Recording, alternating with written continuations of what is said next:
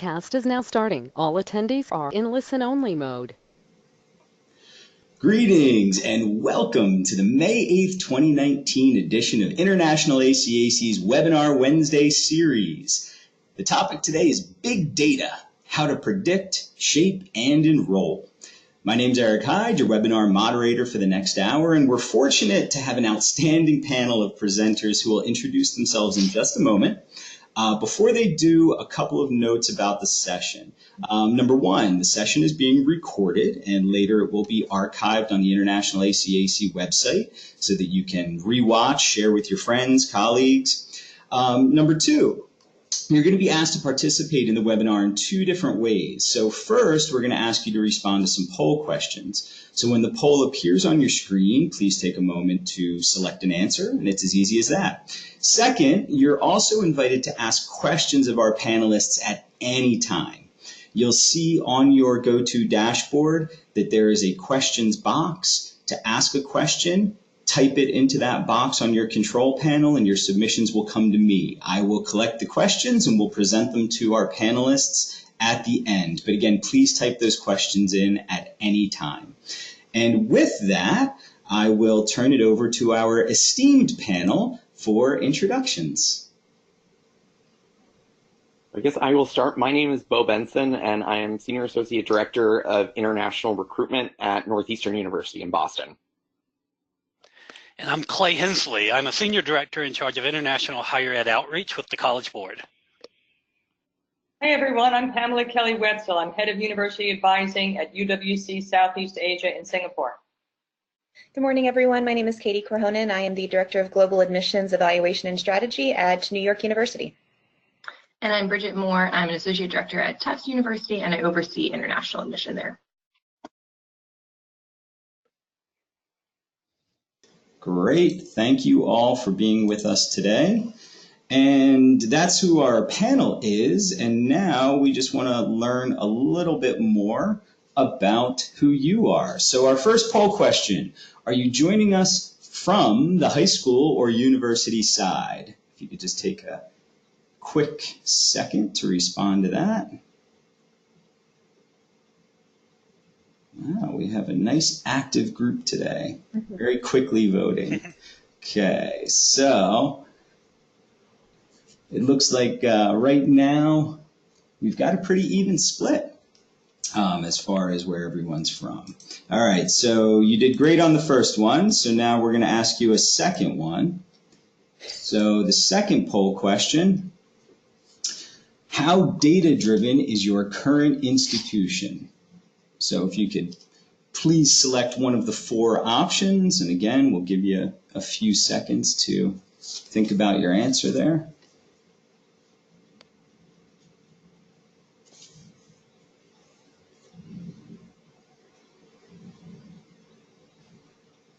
Okay, great. And we'll share the results here. I'm sure that our panelists will be particularly interested. But looks like just about half are recently data-driven. Okay. And our last poll question, why are you joining us today? So again, four choices there. You can read through them and tell us your reasons for tuning in this fine day or evening.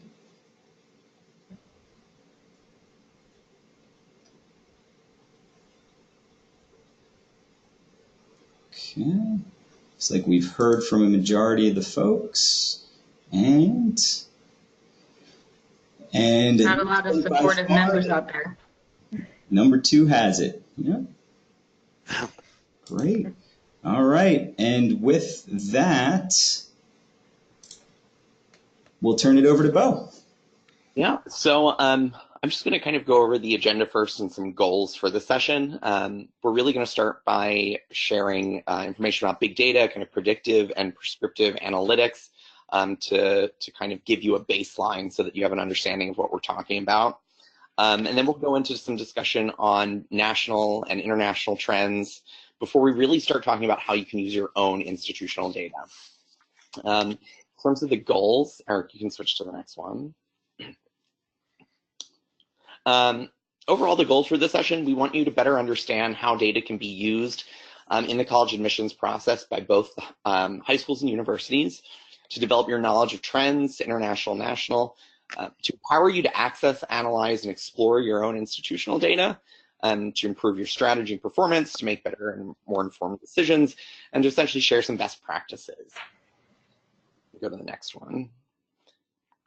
So in terms of data, I want to start off by talking a little bit about big data. And so I think the first question would be, what is data? Where does it come from? How can we use it in the college admissions process? And so each day, a huge amount of data is generated by individuals, companies, organizations. The infographic on the screen is sharing essentially how much we're gathering every day. But every day, or every 2 days, we are now producing as much data as was estimated to have been collected collectively since the beginning of time until 2003. So each day, more and more is becoming available, more is accessible, and we're using that data to our advantage. Eric, you can switch.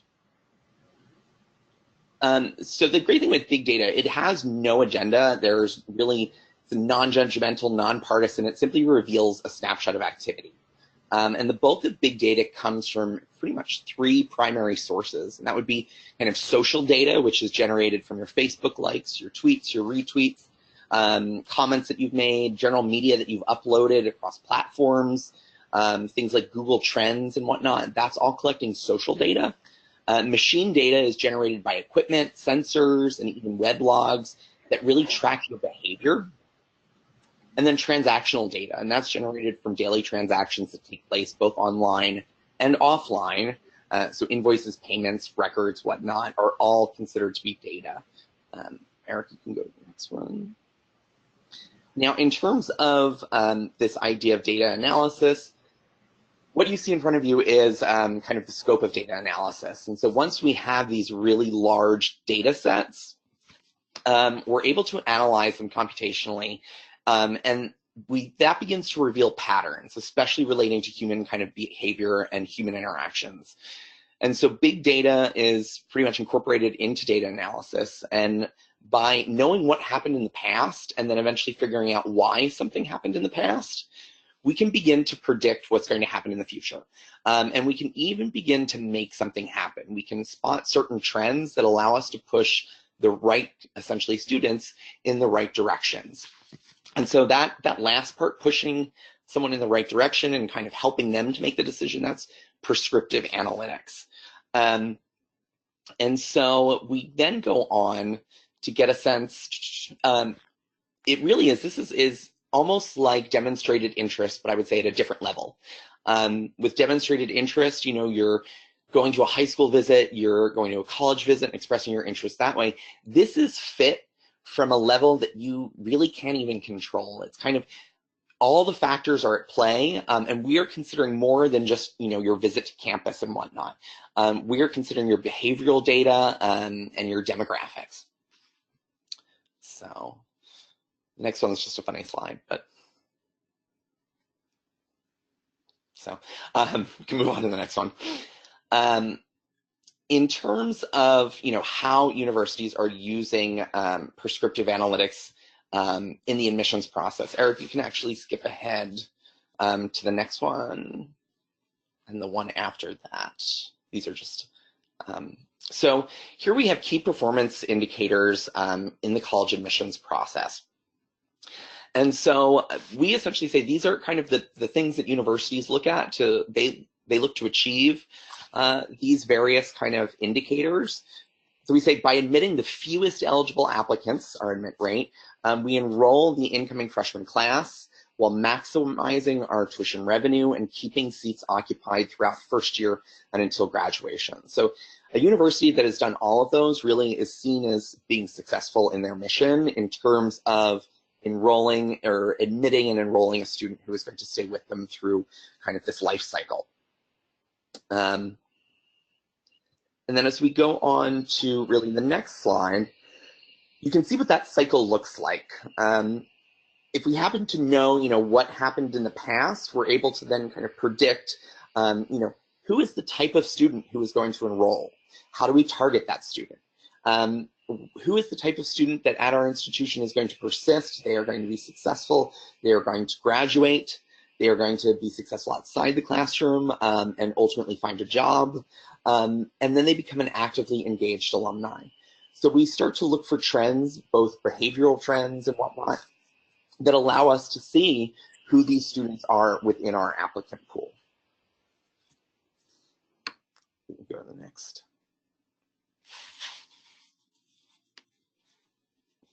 So I believe Bridget wanted to bring up.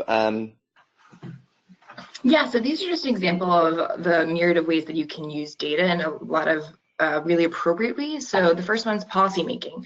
So I think a lot of times, like, why is your TOEFL policy the TOEFL policy it is?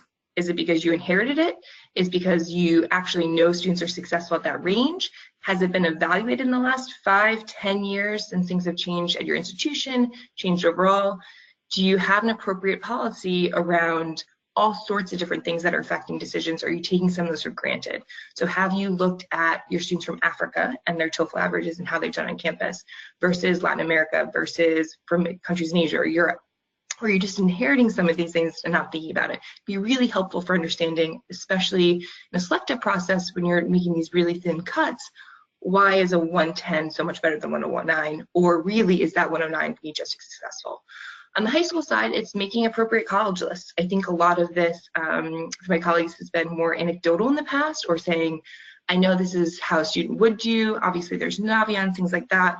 We're going to get a little bit into specific majors. So really having more data-driven for having successful reach schools, safety schools, schools in the range, especially with specific majors. You can have a student who has the exact same credentials, and if they're a computer science major versus a history major, they might have very different outcomes.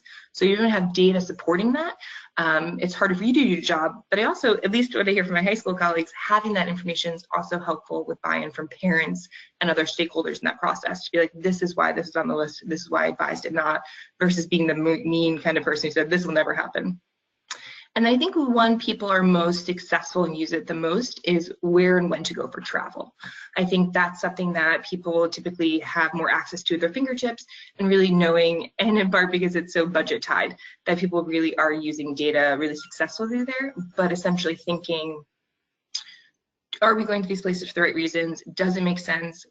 Should we be doing spring travel? Should we do fall? All of that can come from your institutional data, as well as data from other sources we'll talk about. And then the selection process. I think anyone who sits through committee has definitely made arguments for or against students that are outside the profile. We're going to talk about the information later on, but those differences in IB, those differences in TOEFL, those differences in SAT or ACT or whatever it happens to be, are your decisions not consistent because you're making them more emotionally focused, or are you really understanding, like Bo just mentioned, who is going to be successful in the row, who is going to retain, who is going to make it through graduation when you're making those decisions, which goes into that post-graduation success with an interesting G. Just the idea behind that is the same kinds of ideas. So if someone is a little bit lower, but they're successful, they're tied in alumni engagement, they become, someone's actually involved in your community, is that more important than what their TOEFL average was in the end? And then this last one I'm also including as someone who recently switched jobs after having been at a different institution for a while. Data can really help you get a sense of your institution very quickly. A lot of us do move around a little bit. I know I started at Tufts actually mid-September, and so it was only a couple weeks before we were starting reading process. So to understand who is successful, the overall scope of people, it can really help you when you've made those transitions to make sure you're making accurate decisions the very first year versus kind of wading your way through and being able to pick that information up. And then on the counter side, you might have been in an institution for a long time, but if the people that you're reporting to are making, trying to convince of those decisions, have less knowledge of you or less knowledge of your school, you can really use that data and said, these are who's successful, this is reaches we made in the past, this is why we, push for the student from sub-Saharan Africa and they've done so well, and let's do it again. So it can really help you in that position, but also convince others when they have less knowledge than you do about your institution.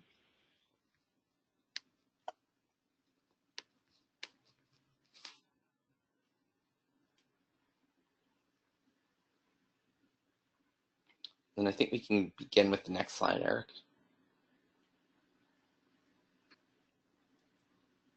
Next one.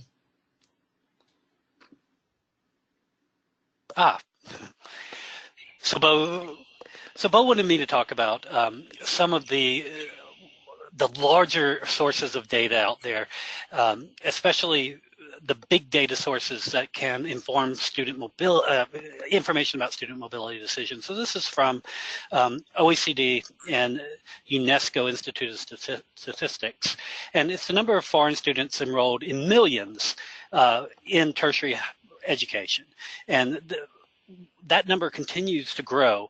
However, we are seeing a significant slowing of that. From 1975 on, you saw a meteoric rise, but as those numbers get larger, and this is the case with big data, as they get larger, then student mobility is starting to flatten. But when you're talking about millions of students, there's a lot of opportunity out there. Now, this is this is transnational data, so we're not only looking at the U.S. Now we'll move to something that's country specific. Next slide, Eric. And Bo, I thought, Bo, you're going to talk about this one. Yeah, I can talk about this. This was just something that you can use. It's easily accessible. It's available through UNESCO, but it looks at international mobility trends for students. And so you're able to pick a country and you're able to see where their students are going and which countries are sending students there for university. But it's nice to get a sense for who your competition is in terms of recruiting students in a country by country setting. Perfect. So. Next slide. So also, continuing on with big data, and this source is our partners at IIE, the Institute of International Education that many of you know, Project Atlas. So Dr. Rajika Bhandari is in charge of this data. I'm a big admirer of her and Julie Bauer, who run Open Doors. So these two sources, Project Atlas, which looks at mobility across different countries working with partners, and then Open Doors, which many of you are familiar with. I actually brought the newest copy. Is sort of our Bible in terms of high-level data by country and where students are going. What I wanted to note about this slide is that in looking at countries that are hosting students internationally, the U.S. is the dominant player, not surprisingly, but it's not as dominant as it used to be. And it's not just, we all, or many of us may think the current politics is one of the reasons why, and it certainly has an impact. But these trends have been going back all the way to 2001, where the U.S. was was 28%, when the worldwide total of students studying outside of their host country, according to IIE and Open Doors, Project Atlas, was 2.1 million. That number now through 2018 has more than doubled. So the pie has increased. So the number of students coming to all of these countries has increased, but the proportion which is coming to the U.S. Has decreased relatively significantly, going from about more than a fourth to about a fifth, 22%. The UK has also decreased, but only slightly. Who are some of the big players that have made it to this larger pie? Well, Australia, which was not showing nearly as much in 2001, now the Pacific Rim, the rise of Asia, Australia's been able to take advantage of that. Canada as well, which doesn't show up at all in 2001, is now showing quite strongly a 7% in 2018. Another is China, which also is not even in the 2001 graph. Now, are you competing with Chinese institutions? Well, certainly NYU Shanghai, many of you would be competing with, Duke Kunshan, some of the Sino-foreign partnerships. But as far as, the Beidas, the Tsinghuas, they're recruiting a different set of students and is showing a new interregional mobility, and that's a bit larger of a conversation. But when you look at the world, those are some of the key trends. Next slide, Eric. Now let's concentrate on the U.S. And again, this is very high level, but in the U.S., these are the trends from a very large swath of time, with from 1994 to now, and the Open Doors data is our Bible, but keep in mind that this is a lagging indicator. So like the Bible, it's a little bit old, not quite as old as the Bible.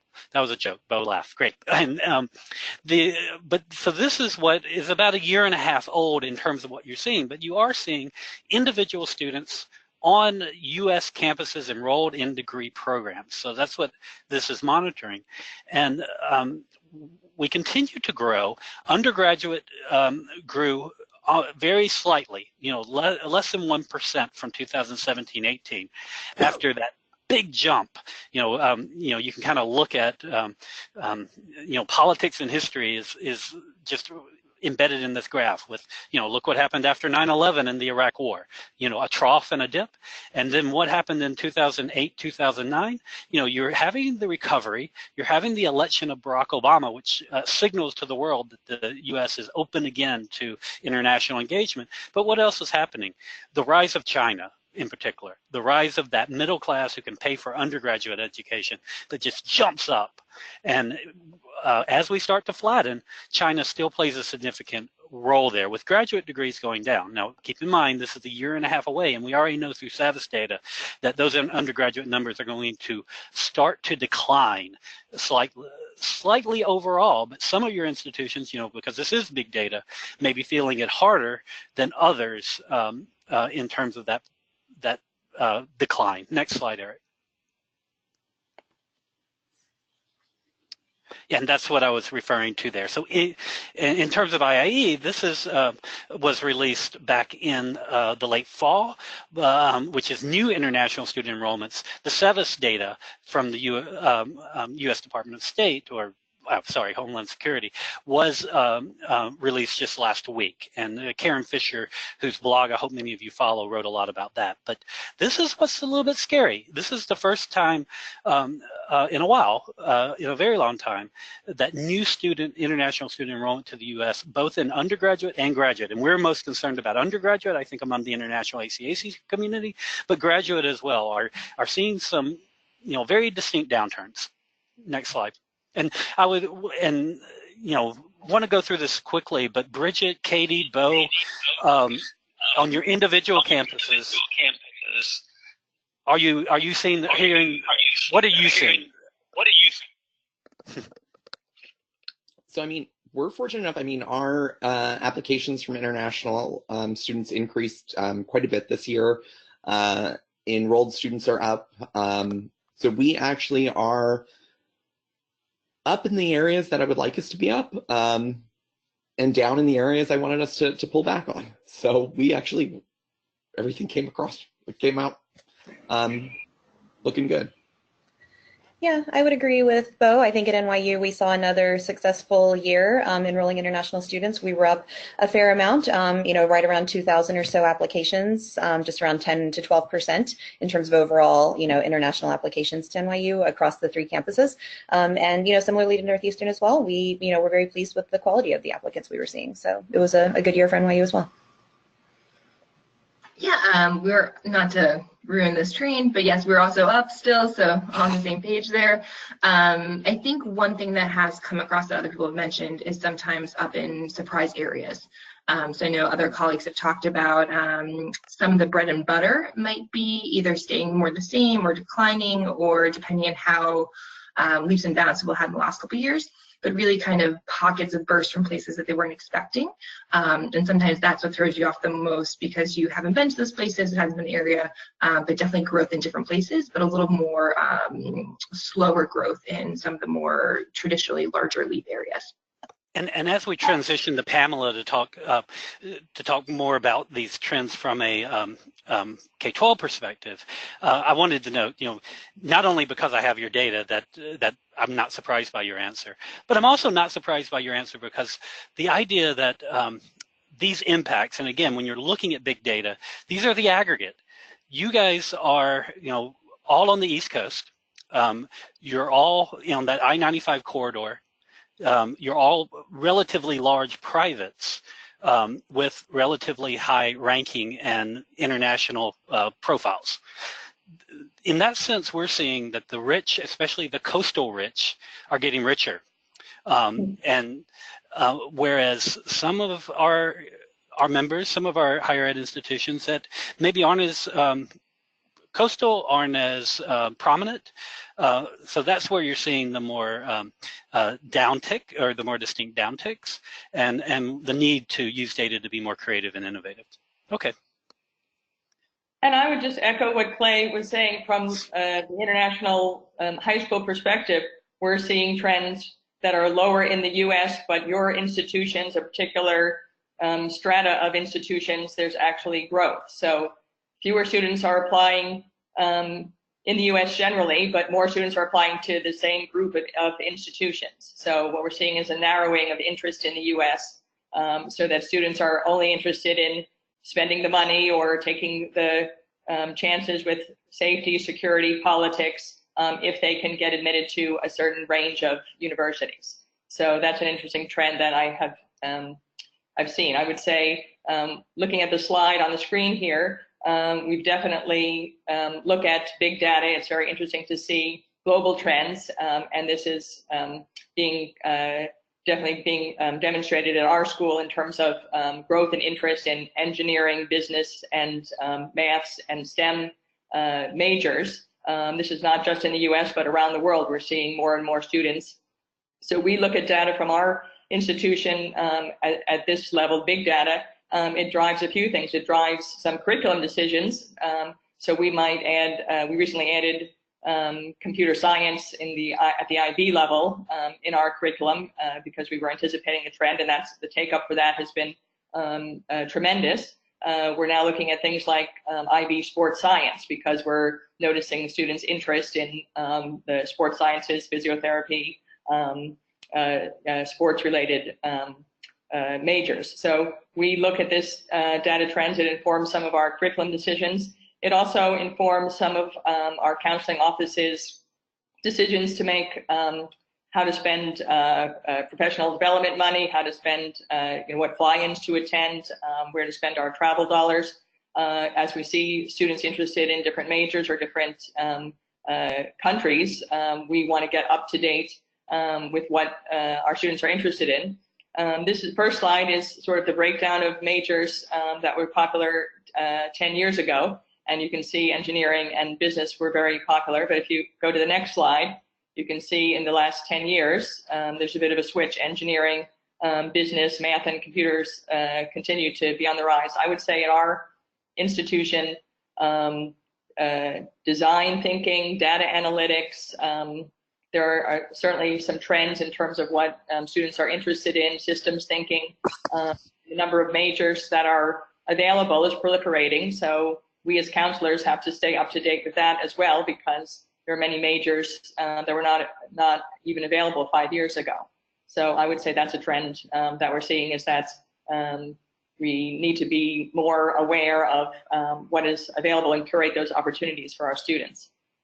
I think if you can take a look at the next slide, you can also, this is another illustration of the percentage change in majors. And Bo, I don't know if this is in US institutions or what the parameters are, but I would totally agree that this is reflected in our student body and trends, talking among other counselors in Southeast Asia, that computer science continues to be the major choice. It has eclipsed economics, which was the most popular a few years ago. And we are also seeing some growth in fine arts, design, those types of majors. So we talk about not just STEM, but STEAM with arts, as well as the science and technology majors as being popular.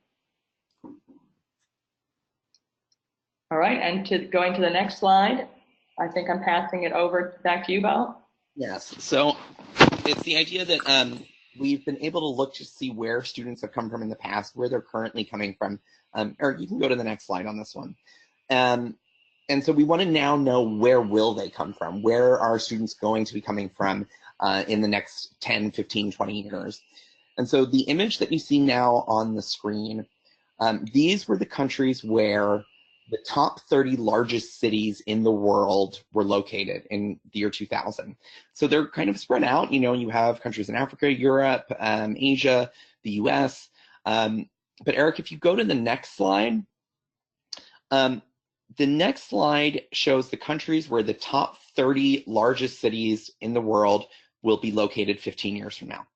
And so one thing you notice immediately, Europe is out of there. I mean, you have Istanbul, but for the most part, right? That's Istanbul, yeah. But there are no major Western European cities. The US is declining in terms of that kind of dominance that New York had in the 2000 ranking.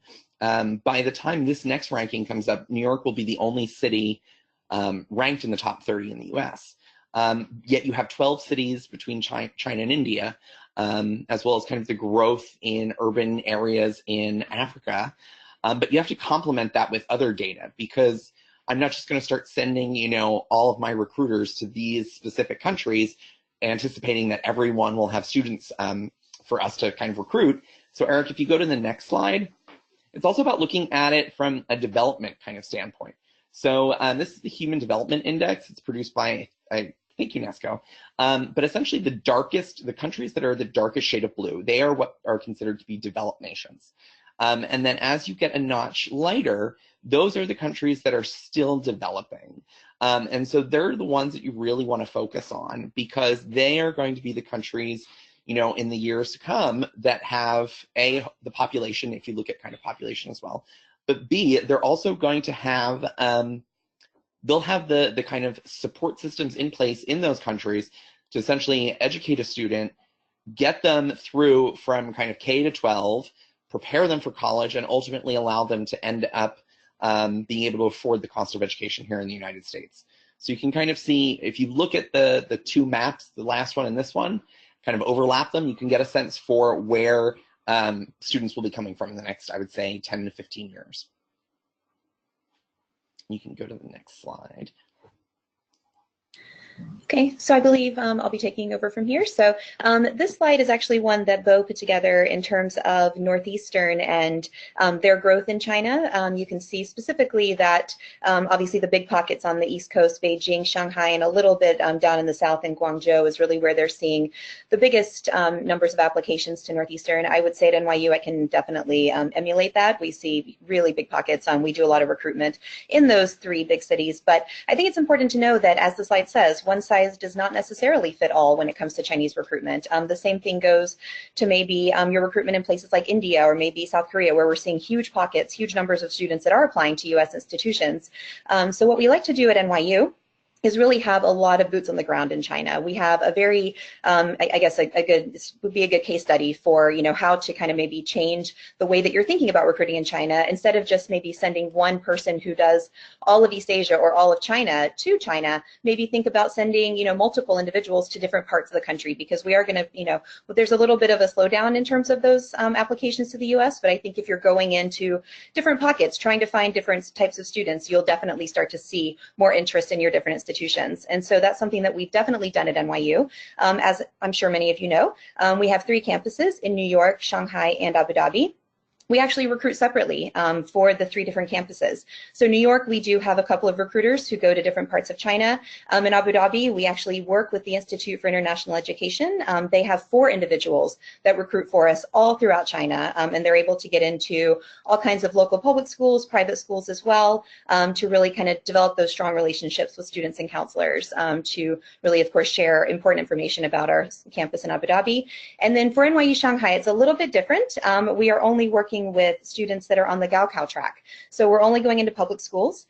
And, you know, when we first started NYU Shanghai back in 2012, when we started recruiting, we knew we had to get outside of just Shanghai. We needed to get into those schools all over the country. And over the past roughly 6 years, while we've been doing this recruitment for Shanghai, our assistant dean and, of course, our staff in Shanghai have really started to develop those extremely strong relationships with principals throughout the country. And they have learned what we are, what we're doing, and really they start to trust that what NYU Shanghai can provide their students is equal and really on par with other programs. I know Clay mentioned Dukunshan, but we're competing against other schools like Beida, Tsinghua, Fudan as well. And so just really the trust that we've developed with those principals, with those counselors, has gone such a long way.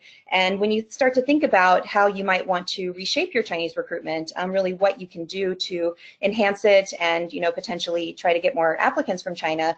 Certainly, there's lots of different ways. I think we've been quite successful with our WeChat for NYU Shanghai, so you need to really have a strong WeChat presence there. Students are on it constantly. They're on their phones, they're checking WeChat, they're communicating with their friends, and they're following, the different universities around the world. And so we're putting out all kinds of information all the time. We're also using QQ as a great tool for social media and developing our social media presence in China.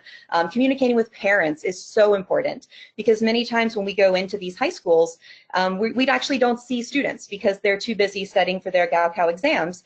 So parents are the ones that come to those events, and really developing special messaging for the parent population that might be a little bit different than how you're messaging to the student population is so important when you're, again, developing these relationships. So yeah, I mean, again, I would say if you have the staff, if you have the time, if you have the resources, definitely trying to send as many people to those various parts of the country to continue to develop those relationships, and really, try to find those extremely talented students, because they're there. They just might be doing a slightly different track than you might be typically accustomed to seeing. I think that's going to be a great way to continue to enhance your recruitment there. And then I was just going to say, I think one thing that's important, because sometimes I feel like people see these charts and they're like, okay, I'm going to write down these cities and there I'm off to. I think it's also really good to take this data and then apply it, which we're getting to, is your institutional pieces. So I know what I found at Tufts, where we have a pretty high desired TOEFL, especially for mainlanders, is that some of these cities, based on their TOEFL averages, wouldn't be the best use of our time, just because the average TOEFLs and most of those students aren't able to hit where we need them to be. So it's a good opportunity to take something like this, do a little more research, and then apply to your specific programs, your specific area. Maybe, as speaking of all three of us are East Coast, maybe a school from Midwest is going to have to make much slower inroads, or schools with different testing thresholds, or maybe it's a great chance for a school that's test optional to go into schools that are more Gaokao focused and say you don't have to take the SAT. So it's good to take this information and then apply your specific parameters from your institution to it. Great. So I think, Pamela, you're going to be talking about really starting to talk about institutional trends at the high school level. Sure, we can go to the first slide here.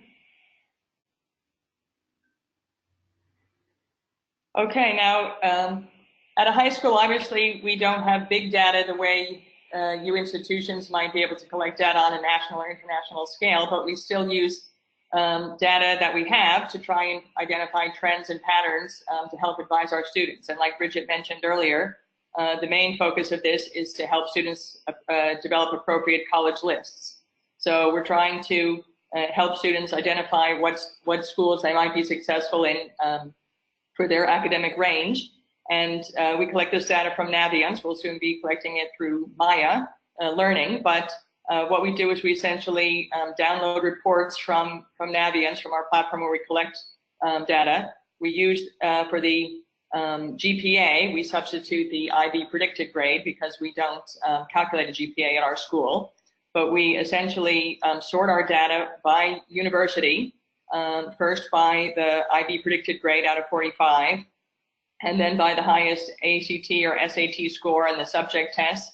And then we indicate whether the student applied in the regular or early decision round, and then we give the results and we color code the results so that green is accepted, red is denied, and purple is waitlisted. So this organizing the data this way gives us a very interesting perspective, and we find it's very persuasive when we meet with students and families in indicating, we let the data speak for itself, as Bridget mentioned, rather than us opining whether the student is a worthy candidate or not. We let them look at the data and say, what do you think? Do you think it would be good to use an application to this institution? So for this slide, what we saw when we sorted the data this way is we saw that no student under 44 out of 45 IB points predicted was accepted. And but in ED, students were accepted at the 41 out of 45 range. So again, this gives us a little insight, although we know this highly selective college is holistic, and I know these are limited data points, but this gives us a sense that perhaps this institution would be more receptive to an early decision application for a student in one range, but to be successful in the regular round, you'd have to be at a higher academic level. So that would be one conclusion that we could draw. And then if you go to the next slide, similarly, this is a large comprehensive university, and I couldn't capture the entire list of applicants on this slide, but I can tell you that no one with fewer than 42 points was accepted.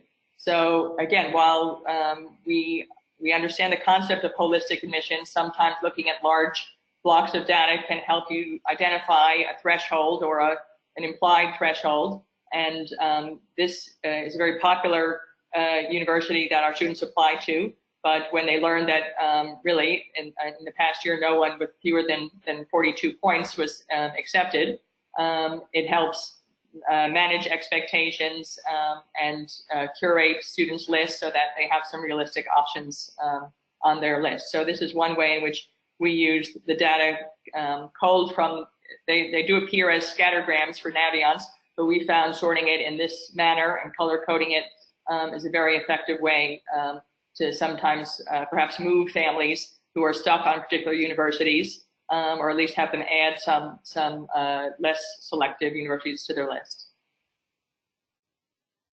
So I think with that, the next slide is for Clay, perhaps? Yeah, thanks, Pamela. And you mentioned using these sort of anchors at the secondary side to gauge fit, to gauge match, and using a tool. The universities typically would publish their what we call middle 50 scores. We also publish that on Big Future, which is a free resource accessed internationally by counselors and students. But for universities, this is one thing that we offer, which is, well, even if you don't require a test like the SAT or ACT or IB or AP, to see, by region, and the university would actually have access to this at a more granular level, and even more granular if you have EPS, which I think most of you would have, enrollment planning service. But in your dashboard reports that you get automatically from the College Board, talking about the higher ed institutions, you would receive mean scores by country. And then I wanted to publish this is by region, but it gives you a sense of how performance can be distinguished and thus enable the contextualization of the use of anchors like an SAT. Next slide. And that's, I think, moving over to me. Clay, I know we'll be talking more about that College Board search at the end. So one thing that I want to talk about was taking data that may come from an outside source and really bringing that into your process. And so something that we've been doing at Northeastern over the last, I guess, year and a half since I got there, we've been looking a lot at kind of the IB and ultimately trying to get a sense for whether or not there's any wiggle room, whether or not we can take students that have, a slightly weaker predicted score if they're demonstrating strength in certain subject areas. So I was essentially looking, where is there wiggle room? Which subjects can we have wiggle room in terms of our ability to kind of admit and enroll those students and have them ultimately be successful? So the great thing with the IBIS database, you can pretty much download all of your any kind of scores associated with your students in the past. So we began kind of pulling scores for the last pretty much, I would say, I think it was decade. I don't think it goes back as far as a decade, but close. So we started pulling data about our kind of IB performance. And so if you go to the next slide, Eric,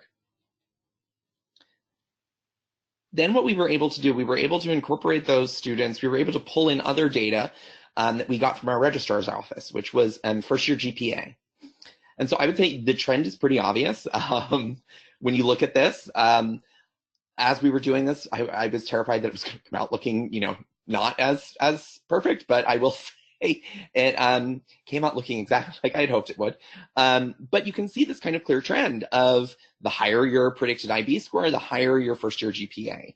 Now, I would say when you're looking at this, universities often use like a 3.0 or a 2.5 as like a benchmark for students who achieve above this are more likely to retain. Students who fall below this we are less likely to retain. And so when you're looking at this, it looks maybe you can even dip into, kind of a high 20, a low 30, and still be fine based on this GPA. But what we've seen, Eric, if you go to the next slide, in addition to looking at the first year GPA, there are other kind of pieces to the puzzle as well. And so here we have our kind of first year retention rate based on IB kind of bands. And believe it or not, they all look pretty similar in that first year. 25 and above, like very, very strong. Now, mind you, we didn't really start tracking predicted IBs until recently, maybe a few years ago. And so when we were backtracking, we were able to see a wide range of scores. And so essentially, they retained in that first year pretty much across the board, very similar to one another. The area where then they start to really kind of separate is going to be the third year retention rates. We look at students who we retained for 3 years, and that's really, you start to see some differences between that kind of 36 to 40 and 31 to 35 range. So much so that when you look at the 6-year graduation rate, that is where it is significantly different. And so I think as we talk about wiggle room in our kind of IB policies, and we talk about, how low can we go, or, which kind of scores can we accept at our institution from the IB, on one end, you have students who are coming to campus and they are able to kind of perform at such a high level in that first year. But then it's the data like this that you're able to then go back to your kind of admissions office, your selection committee, and say, okay, we need to really concentrate on enrolling students with an IB score that is above a certain range. I'm not saying it should be as kind of clear cut as, the example Pamela gave. The one example of it was very obvious where they were accepting students and where they were not. But what I am saying is there are pieces to the puzzle that even the high school doesn't have, because it's coming from our own institutional kind of research. But we've been seeing at Northeastern, for example, as you can see here, that really it was those students who were getting a 36 and above, who were they were remaining on campus, they were succeeding. And this, with kind of the cohorts model for retention and graduation rate, is a few years old. But it's definitely moving in that direction of kind of becoming definitely, I would say, more of a benchmark. So can I add something? Yeah, please. I'm just thinking also this would be incredibly helpful depending on how your committee or selection process is set up. We do partner CB reading, partner-based reading, and so now we do often have a non-international partner part of the international reader. And we definitely have a process where people fall in love with essays and supplements and the kit as a whole. And so when you're trying to explain to other people why, especially people who are less familiar with IB, why it matters so much between a 34 and 36, I think having data like this to prove when someone really falls in love with kids, say yes, but are they really going to be successful? Are we setting them up not to do well? Would they be better in another institution? I think sometimes can be a really helpful tool as a supervisor or someone who's leading that process, so it doesn't feel like you're just arbitrarily saying yes or no, but there's real reasons behind it. And at the end of the day, no one wants a student to flunk out of college and be left with limited options, especially F1 visas, all that kind of stuff. And I definitely think there's times and places, I think those SAT averages I often use is like, this is why this region's lower. We can go there in this region and their averages are here and they're still above average in the region. But I think this would be really helpful explaining to other people why you're making decisions you are, as both a learning tool and kind of a buy-in from the rest of your staff, depending on how your process is set up.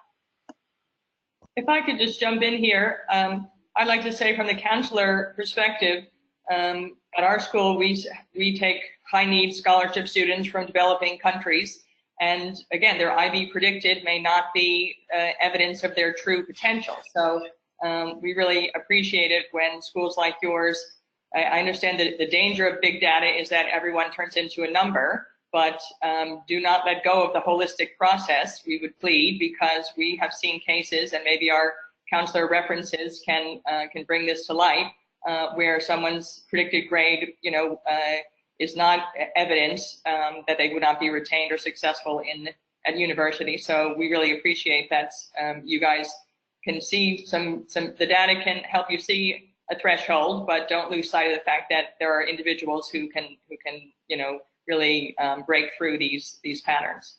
Yeah, and I see.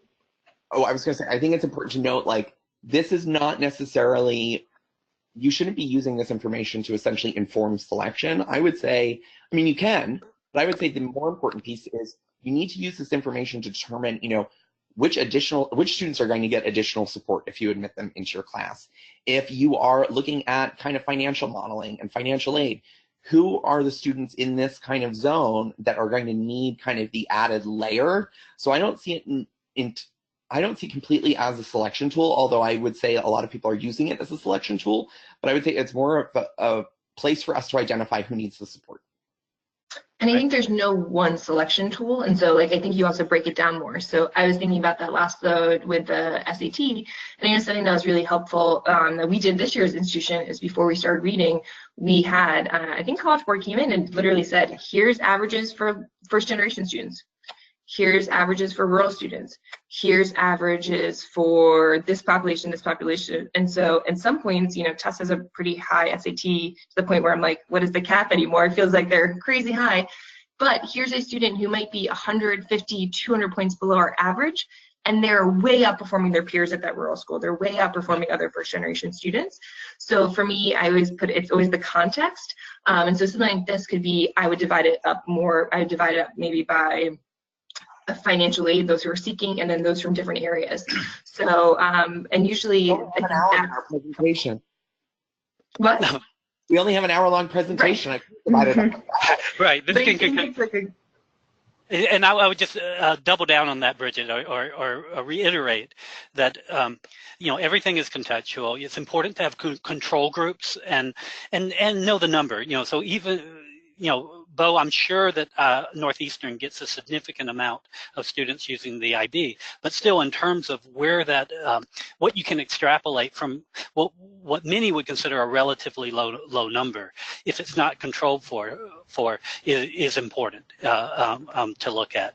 But is it okay if we move on to this? So, and what we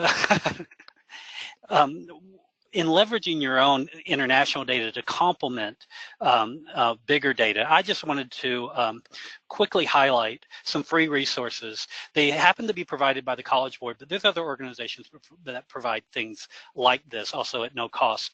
But many of your enrollment leaders are receiving every week their SAT dashboards. And this is meant to be agnostic about policy. Bo Northeastern does not require SAT or ACT for international students. NYU is optional, or I'm sorry, flexible. And then, and Bridget, you guys at Tufts, remind me, for international students. It's required.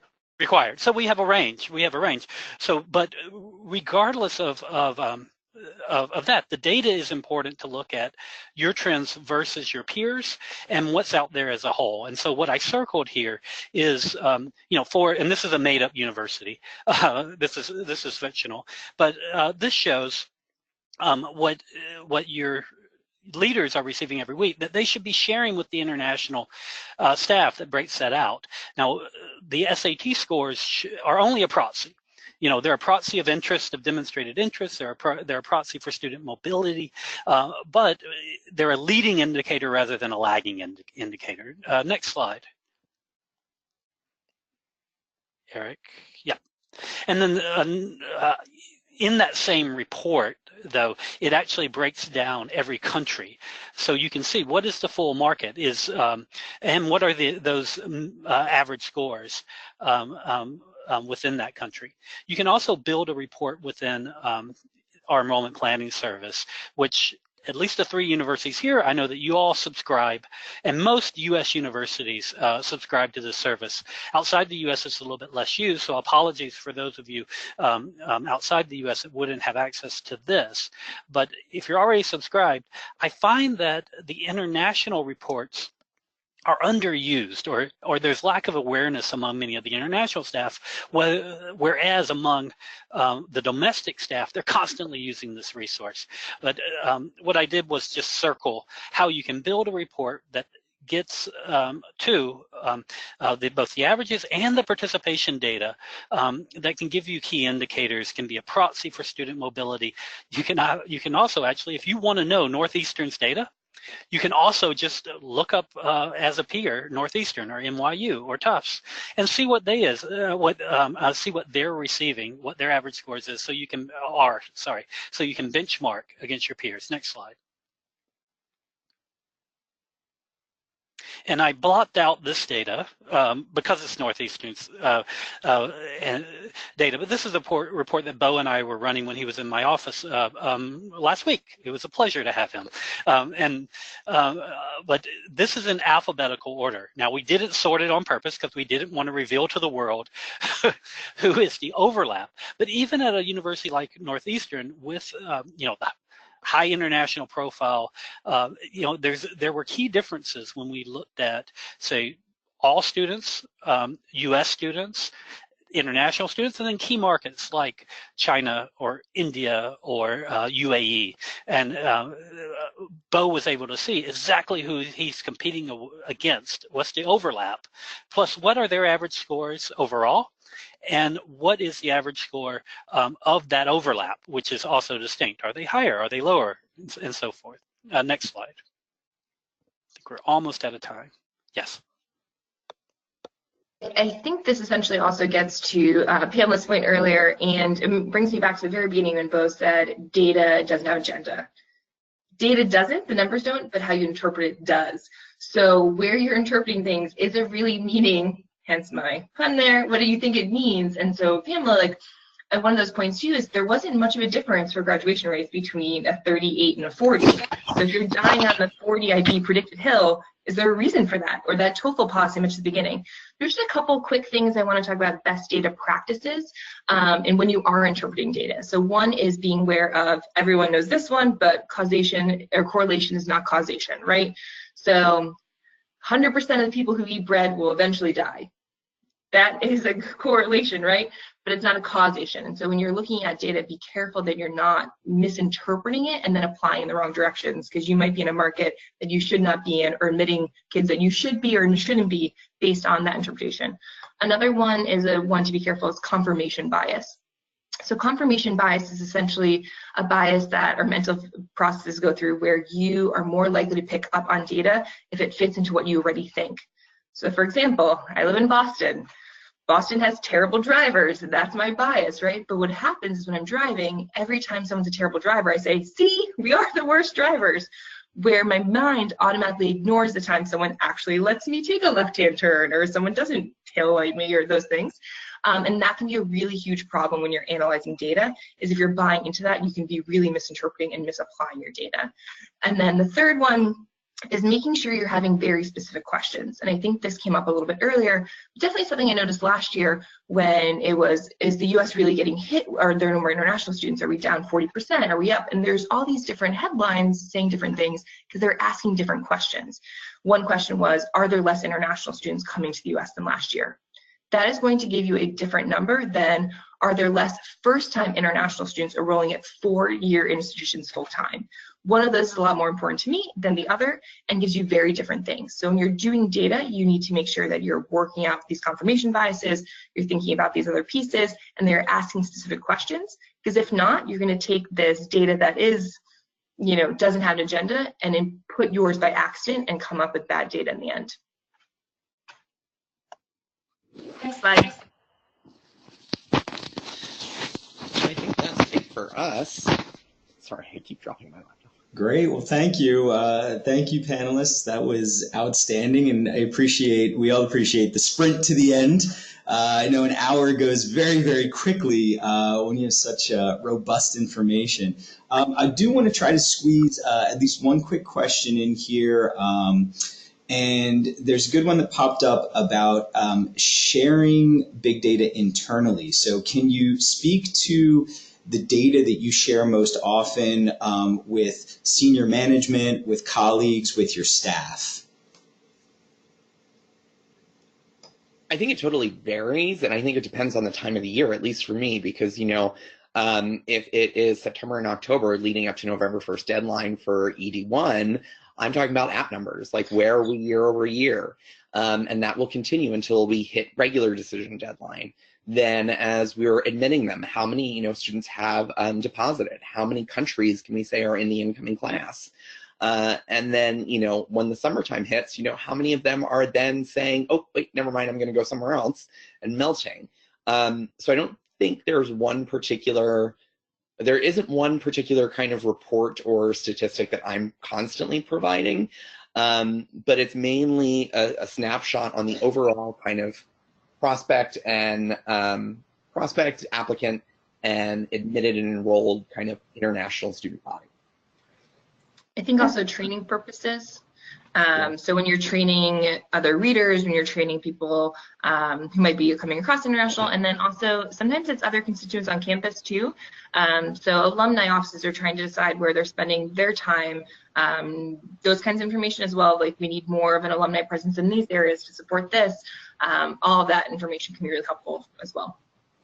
And we share a lot of data pertaining to recruitment, of course, with the staff and with other folks around campus in terms of what kind of trends we're seeing in high school visits and at big off-campus receptions and events that we're hosting for counselors and whatnot. So utilizing, historical data for the success or not of those events to help us determine where to go in the future and what kind of things to do in those different markets. Great, thank you all. Well, unfortunately, it's 8:01, which means that we have to wrap things up. But again, I want to say a big thank you to the 5 of you for sharing all this fantastic information. Just as a reminder to those attendees out there, again, this webinar has been recorded and it will be posted on the International ACAC website in the member section. However, if you would like to catch it again, our 5 panelists will be back a mere 11 hours from now. Feel free to come back, tune in again, tell your friends, tell your family, tell your colleagues, tell your pets. They can tune in as well.